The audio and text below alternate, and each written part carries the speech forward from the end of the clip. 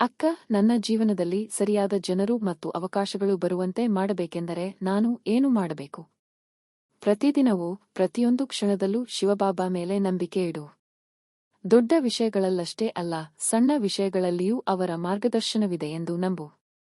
ನಿನ್ನೊಳಗಿನ ಶಾಂತ ಧ್ವನಿಯನ್ನು ಕೇಳು, ಅಲ್ಲಿ ಶಿವಬಾಬಾ ಅವರು ದಾರಿ ತೋರಿಸುತ್ತಾರೆ. ಅಕ್ಕ, ನಾನು ಶಿವಬಾಬಾ ಅವರು ನನ್ನನ್ನು ಕಾಪಾಡುತ್ತಿದ್ದಾರೆ ಎಂದು ನಂಬಿದರೆ ಏನಾಗುತ್ತದೆ? ನಿನ್ನ ಮನಸ್ಸು ನಿಧಾನವಾಗಿ ಶಾಂತವಾಗುತ್ತದೆ.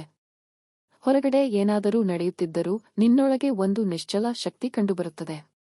ನಿನ್ನ ಸಂಕಷ್ಟಗಳು ಇತ್ತೀಚೆಗೆ ಶಿವಬಾಬಾ ನಿನ್ನನ್ನು ಉತ್ತಮ ಮಾರ್ಗದಲ್ಲಿ ತಲುಪಿಸಲು ಬಳಸಿದ ಉಪಾಯವಾಗಿರಬಹುದು. ಅಕ್ಕ, ನನಗೆ ಗೊಂದಲವಾಗಿದ್ದಾಗ ಏನು ಮಾಡಬೇಕು?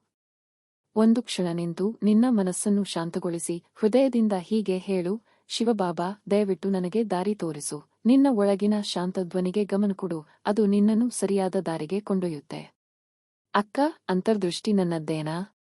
ಇಲ್ಲ, ನಿನ್ನೊಳಗಿನ ಆ ಶಾಂತ ಧ್ವನಿಯು ಶಿವಬಾಬಾ ನೀಡಿದ ಮಾರ್ಗದರ್ಶನ.